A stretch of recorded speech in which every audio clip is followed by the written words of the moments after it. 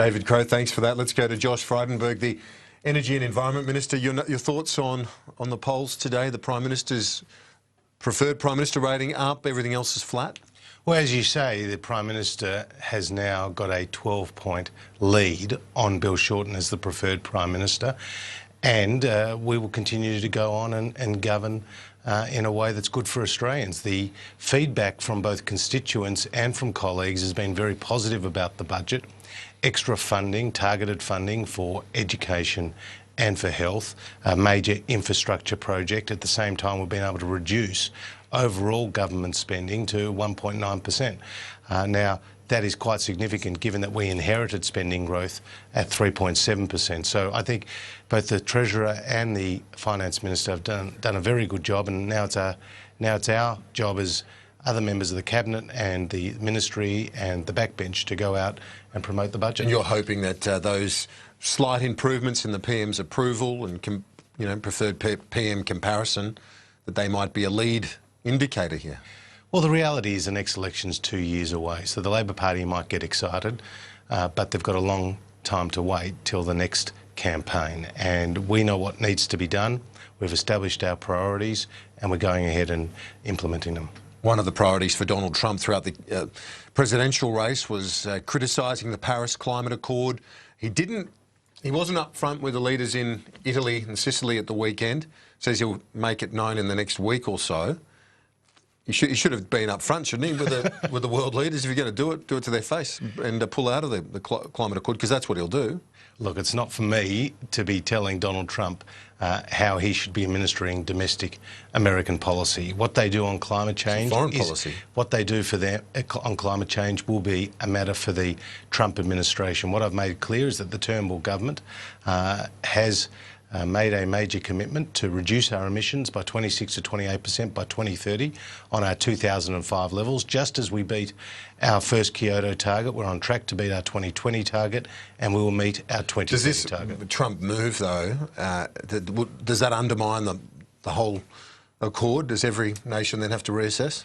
Well, Kieran, a record number of countries not only signed up to Paris, but also ratified it in record time. And I think there is still very broad-based support for the commitments that were made, and certainly Australia takes its international commitment seriously. You were with my colleague last night, Patricia Karvelis, and she asked you a couple of times about the emissions intensity scheme. Is the government open to this again or not? Because Finkel, the chief scientist, releases his report June 9, I think it is, for the next COAG talks in Hobart. Yeah. What's happening with that emissions intensity scheme? Is it on, off? Well, it's certainly off from the government's perspective. We've made it very clear. We're not going down the path of an emissions intensity scheme.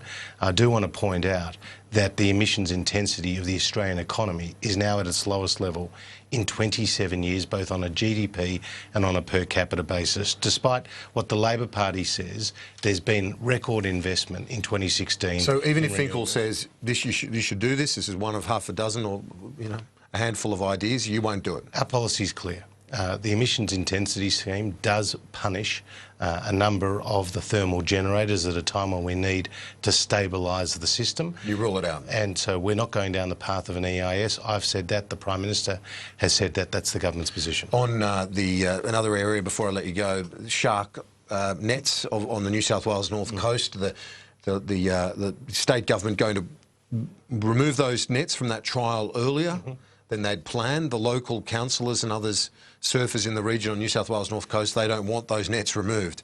Well, what's your position on that? Well, that will be a matter for the New South Wales government.